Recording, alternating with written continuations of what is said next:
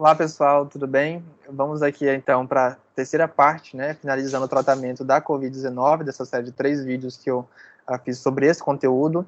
Então, nós paramos falando lá sobre a ivermectina, agora eu gostaria de continuar com a nitazoxanida, né, o famoso Anita, que também tem sido utilizado e testado aí no tratamento da Covid-19.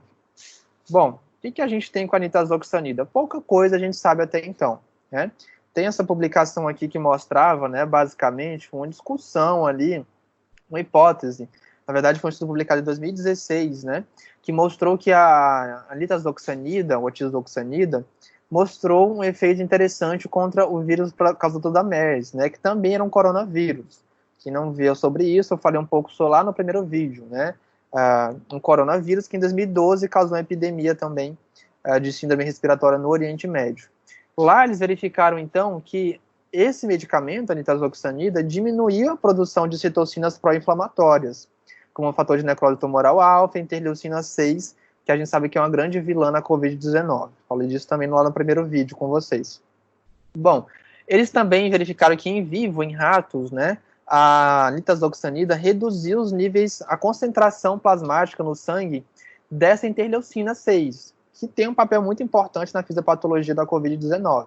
Então, eles sugerem que, né, a partir desses resultados, se contra um outro coronavírus da mesma família houve esse efeito, é provável que contra o SARS-CoV-2 isso também aconteça. Então, levantou-se a hipótese. Isso foi um dos estudos que embasaram a utilização da nitazoxanida atualmente em alguns estudos clínicos. Ok? Em relação à dose, né, eu discuti lá no segundo vídeo com vocês que a dose de ivermectina que foi testada in vitro, basicamente seria impossível de ser usada em seres humanos para atingir uma concentração boa. Já da nitazoxanida, não. Esse outro estudo revelou também que, utilizando modelos farmacocinéticos, né, é muito seguro utilizar essa dose de nitazoxanida que apresentou esses efeitos in vitro também em seres humanos. Então, pelo menos em relação à segurança, a gente tem um perfil melhor. Ok? O mesmo autor, né, ele faz agora já aqui uma publicação desse ano, relembrando, né, que a nitazoxanida, ela de fato tem efeito contra várias viroses. In vitro, demonstrou efeito contra vírus influenza, norovírus, rotavírus, né, vírus diarreico. Inclusive, nos Estados Unidos, a nitazoxanida está quase sendo aprovada para tratamento da influenza, não grave, okay, não complicada. E aí, com base nesses resultados outras viroses, e levanta a possibilidade também que contra o SARS-CoV-2 ou o vírus causador da MERS, esse medicamento tem algum efeito. Né? Faz sentido pensar que de fato exista, mas a gente ainda precisa de estudos que comprovem isso. Ok? Esse outro artigo, ele é uma sugestão, tá? Lembrando, publicado lá em abril, não é nenhuma comprovação de que isso funcione, mas é uma sugestão de um protocolo, né, para tratamento da Covid-19, da nitazoxanida, junto com a azitromicina. Os autores sugerem, então, que essa associação tem um efeito imunomodulador e ajude a melhorar ali a condição do paciente, certo? Nesse caso, então, eles sugerem que estudos clínicos sejam realizados para comprovar essa hipótese, se ela realmente é verdadeira. Ok? Aqui no Brasil, nós temos um estudo, inclusive, sendo feito pelo Ministério da Ciência e Tecnologia, um estudo que parece ainda não ter resultados mínimos, né, para que a gente possa fazer uma avaliação, mas a gente espera que nos próximos meses ou semanas a gente tenha resultados desses estudos que embasem ou não a utilização de nitazoxanida no tratamento. Mas a gente já sabe também aí, você deve estar acompanhando, que a gente não encontra mais nas farmácias para comprar. Infelizmente, o uso irracional desses medicamentos aumentou muito por conta da desinformação até da população. Ok? Bom, já um outro medicamento que parece ter um efeito bastante promissor é o Remdesivir. Remdesivir é um antiviral desenvolvido inicialmente para o tratamento da ebola, principalmente, né, testado para ebola também.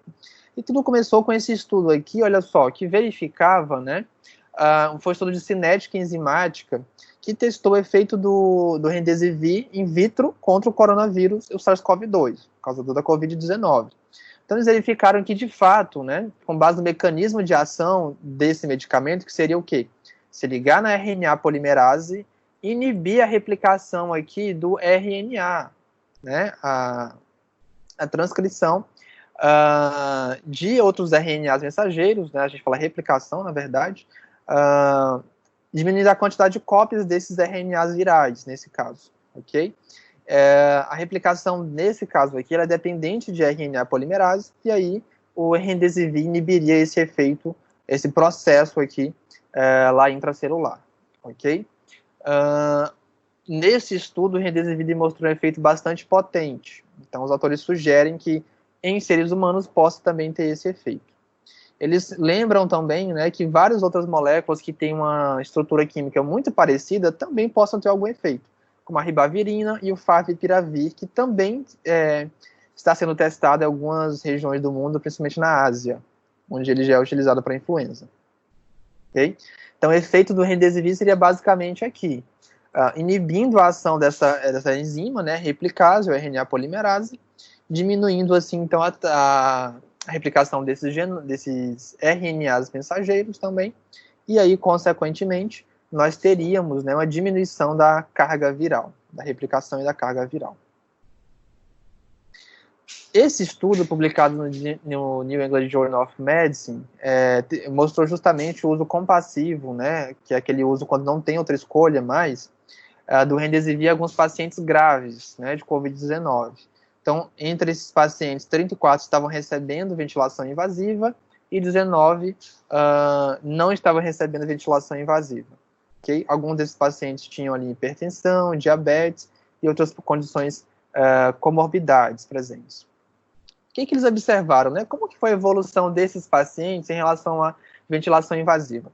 Aqui a gente observa, pessoal, nessa seta, olha só, nesse tracejado que a gente tem aqui, o último dia que o paciente fez remdesivir. Essa linha vermelha mais escura mostra que o paciente estava em ECMO, que é um tipo de oxigenação extracorpórea, né? E esse vermelho um pouco mais claro aqui, médio, né? Ele mostra o paciente que estava entubado, em ventilação mecânica. E aí a gente observa que a maioria desses pacientes, quando começaram a usar o remdesivir, alguns inclusive saíram da intubação, da ventilação mecânica. Observaram uma melhora nesses pacientes. Inclusive tiveram alta muitos desses pacientes.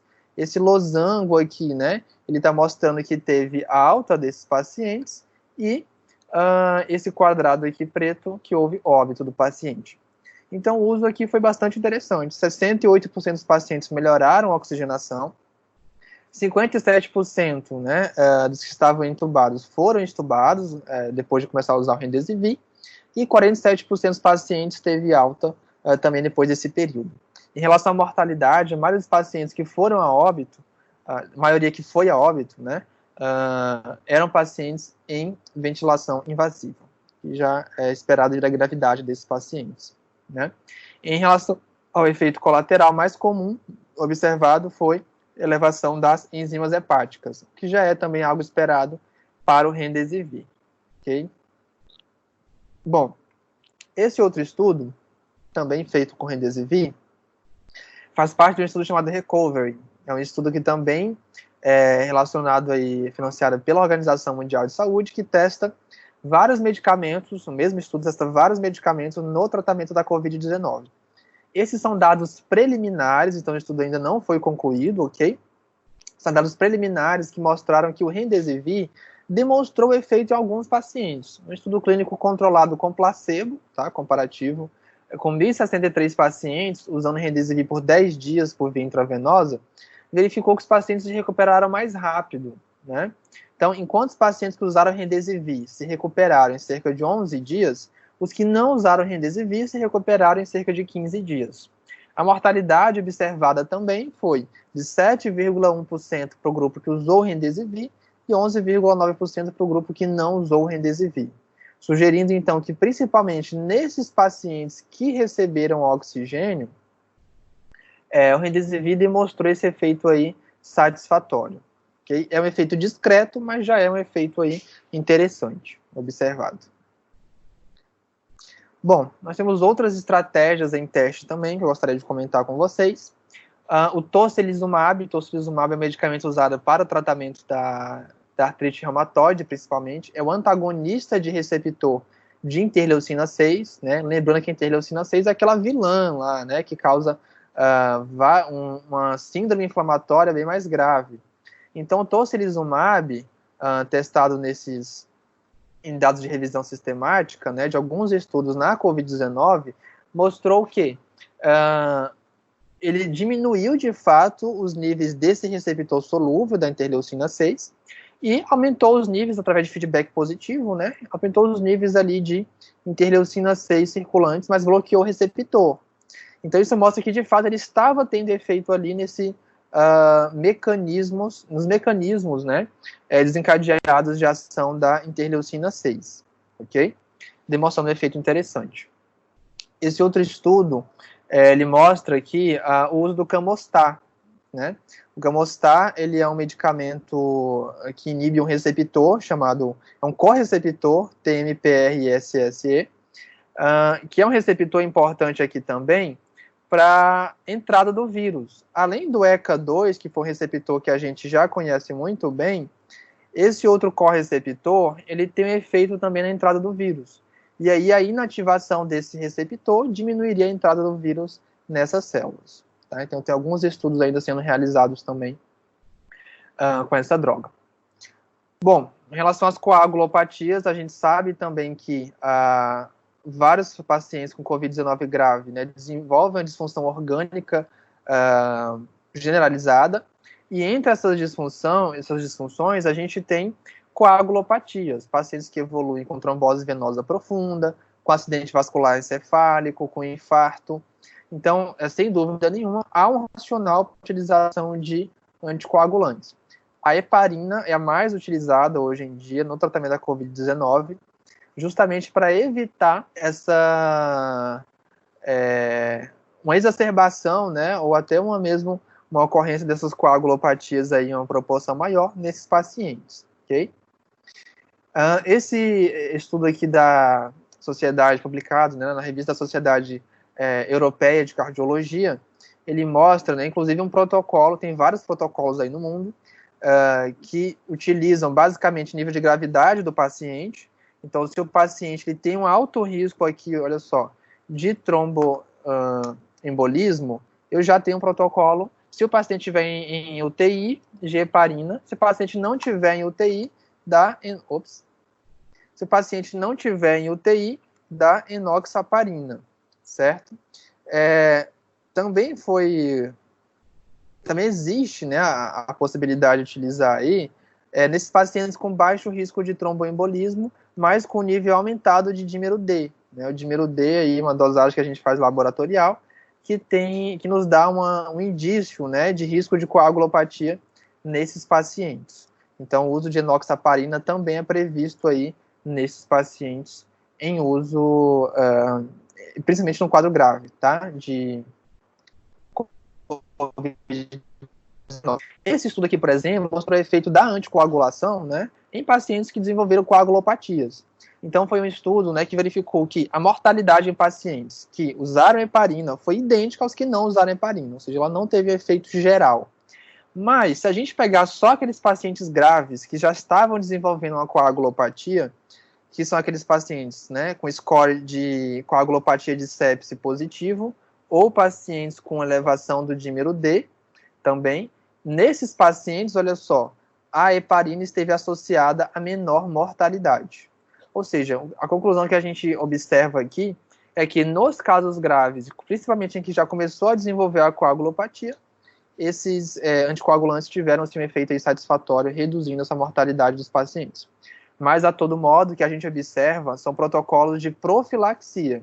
Se o paciente tem um risco de desenvolver já coagulopatia, se o paciente está agravando, já começa, em pacientes internados, lembrando, não em casa, ambulatorial, já começa um protocolo de anticoagulação para evitar o agravamento desse paciente. Ok? E, já encerrando, um outro estudo, né, agora falando sobre os corticoides, observou o uso da prednisolona, da metilprednisolona, adicionada ao tratamento com tocilizumab. Então, nesse estudo aqui, foi feito com 72 pacientes, tá? Quase todos já estavam recebendo hidroxicloroquina mais azitromicina, e todos esses receberam tocilizumab. Lembrando, tocilizumab é aquele anticorpo monoclonal que a gente usa lá para artrite reumatoide. Desses pacientes, 77% também receberam metilprednisolona, além desses outros medicamentos. E eles observaram o que, então? No grupo que usou a metilprednisolona em associação ao tocilizumab, a mortalidade foi menor. Então, a probabilidade de sobrevivência, olha só, adicionando a metilprednisolona foi superior do que quando não tem a metilprednisolona junto ali, certo? Isso mostra, então, o efeito interessante do corticoide, do anti-inflamatório esteroide, né, metilprednisolona, associado junto com tocilizumab. Ok? E esses tratamentos estão sendo feitos em várias partes do mundo. E para a gente encerrar, né, aqui com chave de ouro, o primeiro tratamento que demonstrou efeito em pacientes graves, de fato, foi um corticoide, a dexametasona. Então esse aqui é uma pré-publicação, na verdade, né, ainda um pré-print, que mostra o efeito da dexametasona em pacientes graves, né, são dados preliminares ainda, o estudo não foi encerrado, estudo feito pela pesquisadores de Oxford, e eles observaram até então que em 2.104 pacientes que usaram dexametasona, 6 mg dia por 10 dias, comparando com 4.321 pacientes que usaram outros tratamentos, né, a dexametasona reduziu o risco de mortalidade. Então, no grupo que usou dexametasona, 29% foi a óbito, no grupo que não usou, 40% foi a óbito. Lembrando, em pacientes em ventilação mecânica, em pacientes intubados, e naqueles pacientes que estavam recebendo oxigênio também, só que não invasivo, né, não é intubado, só o catéter de oxigênio, ou máscara, né, também houve uma redução aqui da mortalidade, ok? Isso a gente observa, olha só, a gente consegue verificar aqui, que em todos os participantes, se eu comparar o universo geral dos meus pacientes, a dexametasona apresentou a menor mortalidade, mas principalmente quando eu verifico no paciente intubado, paciente em ventilação mecânica, a diferença foi muito maior. Então, o uso da dexametasona aqui reduziu consideravelmente a mortalidade desses pacientes, ok? Já nos casos de pacientes leves que não estavam em uso de oxigênio, não houve diferença estatística usando a dexametasona, ok? Aqui a gente observa também, olha só, em pacientes leves, a dexametasona não teve efeito, o tratamento habitual teve um efeito aqui superior, mas nos pacientes intubados, né, a dexametasona, ela teve sim um efeito melhor, reduzindo a mortalidade. Olha, quando está abaixo de 1 aqui, reduz a mortalidade, tá? Então, a mortalidade esteve menor com o uso da dexametasona. Então, conclusão que a gente tem aqui, a dexametasona apresentou um efeito interessante em pacientes graves, mas não em pacientes leves. Então, isso mostra também, né, mais uma vez, a importância de não se automedicar com esses medicamentos, porque o efeito mostrado aqui foi em pacientes apenas graves, e não em pacientes leves, ok? Bom, pessoal, tentei trazer um apanhado aqui para vocês, eu sei que tem vários tratamentos em testes, ok? Por enquanto, a gente sabe que o melhor remédio continua sendo a prevenção, não existem ainda tratamentos milagrosos que vão funcionar com 100% de certeza. Então, por enquanto, é continuar lavando as mãos, evitando aglomerações, utilizando máscara sempre que sair, higienizando objetos pessoais, né, evitando compartilhar objetos pessoais, continua sendo a melhor forma de prevenir aí a Covid-19. É muito melhor prevenir do que remediar, porque a gente não tem certeza de que nenhum medicamento funcione, ok? Eu tentei trazer aqui um apanhado geral para vocês sobre esses tratamentos. Tem vários aí que eu não incluí, é claro, por conta do tempo também. Mas se vocês tiverem algum comentário, alguma sugestão que eu fale sobre algum outro, podem colocar nos comentários aí embaixo. Se vocês têm alguma consideração também a fazer, fique à vontade para colocar nos comentários, para discutir algo que foi observado aqui no vídeo. É claro também, pessoal, que aqui eu trouxe um resumo, né? Quando a gente avalia esses estudos clínicos, é muito importante que a gente pegue lá as características dos pacientes, né? Eram pacientes diabéticos, eram fumantes, usaram só esse tratamento ou outros tratamentos também. Então, é preciso fazer uma análise crítica desses estudos. Eu trouxe aqui um resumo geral, mas é importante que quando nós vamos avaliar esses estudos, a gente faça uma análise crítica bem mais completa, ok? Fique aqui então meu agradecimento, continue acompanhando os vídeos aí no canal, inscreva-se no canal também no botão aí embaixo para receber notificações quando eu postar os próximos vídeos e aguardo vocês no nosso próximo conteúdo, continuando a falar de farmacologia. Muito obrigado a todos e até o próximo.